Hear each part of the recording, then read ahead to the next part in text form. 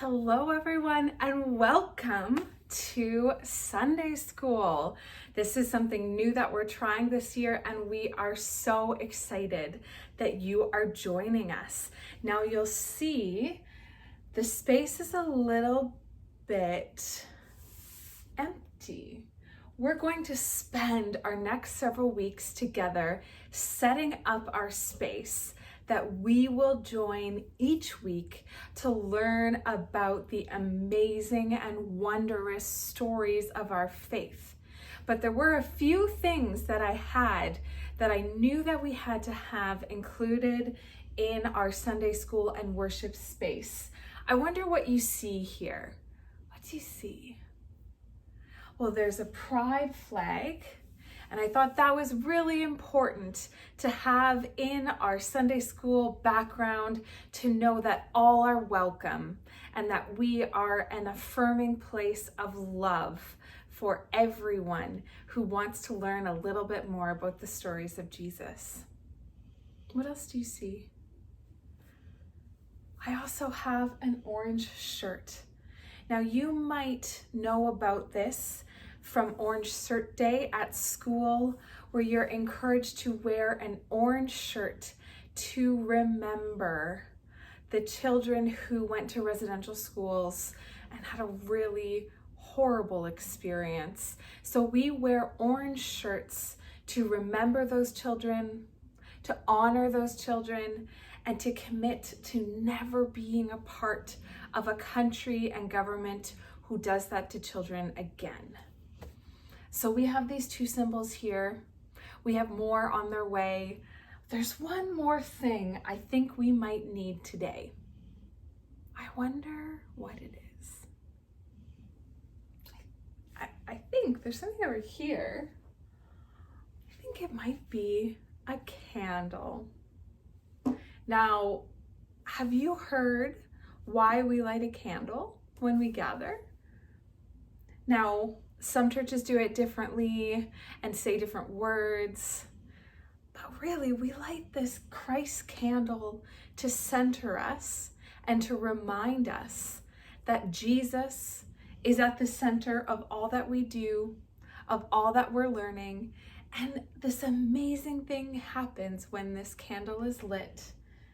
The flame spreads through the room and the light enters us and reminds us to be light in the world as well. So let's light our candle.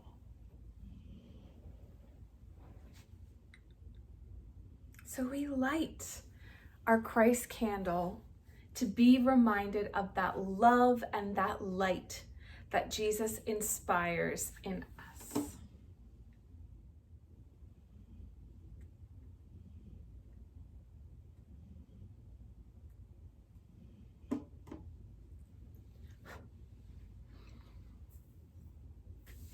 So there we go. We're almost ready. So I wonder, how many stories of creation do you know? The Bible alone has 2 stories of creation. Many cultures around the world and many religions from around the world all have their own version of a creation story.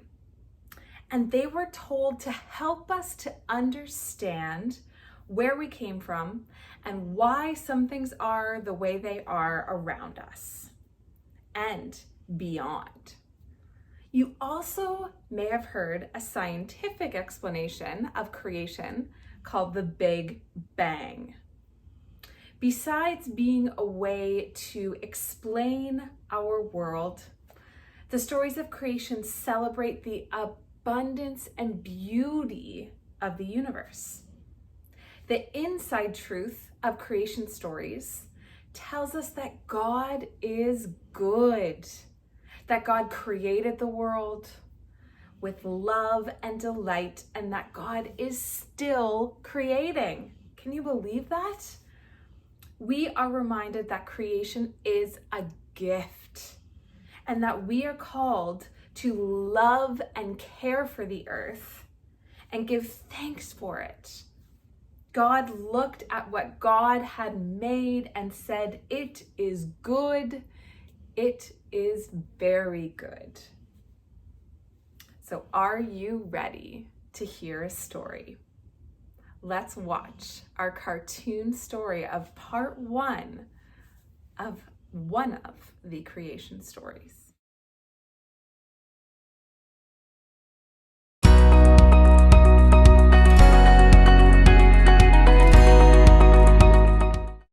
Long ago, before there was anything, there was nothing. And one day, God created the earth. There was nothing growing on it. Just soil, and rocks, and water. God felt as though this soil and rock and earth could be a great place for life to live, so God gathered up some soil and then breathed breath into it.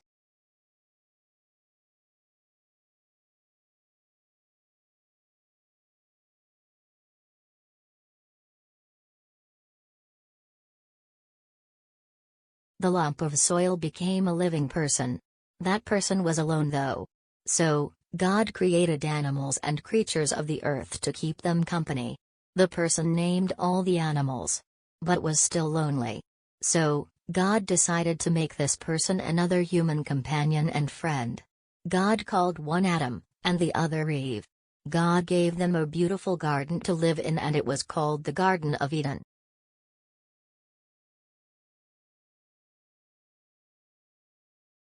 Adam and Eve walked around naked. But they didn't mind, they were all alone and knew that it was only them, their animal friends and God.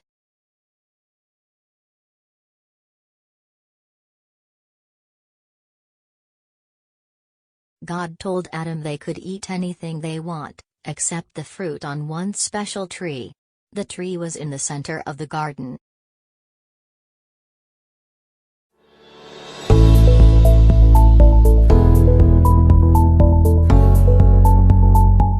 Wow, what a cliffhanger! Does anyone know what comes next? Well, come back next week to find out. I wonder why God made the world. Pause this video and discuss with your friends and your family. I wonder what Adam felt like while all alone. I wonder what the funniest name is of an animal that you know. If you could create a name for any animal, what would you choose? So it's time for our activity. What you need for this activity is a piece of string, some paper, and markers or crayons or whatever you love to draw and create with. So this string is going to be your hiking trail. Imagine that you are very tiny, that you are the size of a fingernail, and lay down the string, which is your hiking trail, somewhere around your church or around your home, and begin your hike. Get down to the ground so that you can see it all up close. Begin your hike on one end of the trail and travel to the other. You can push the grass aside to see what's underneath, to notice all the different details. Use all of your senses to notice small things. You can talk about what you're seeing. What would you say if a tiny insect seeing this world for the first time? If you were a tiny insect seeing this world for the first time? Are there any bugs in the grass or under the rocks? Are there any pebbles or moss, any seeds, fallen leaves? What do you see? Discover that and talk about it with those around you. And then when you're done, draw a map of your trail with all of your favorite landmarks. So come with me really quickly and I'll show you what my micro hike looks like. You're like a circle that floats around me, keeping me safe and sound. And when I fall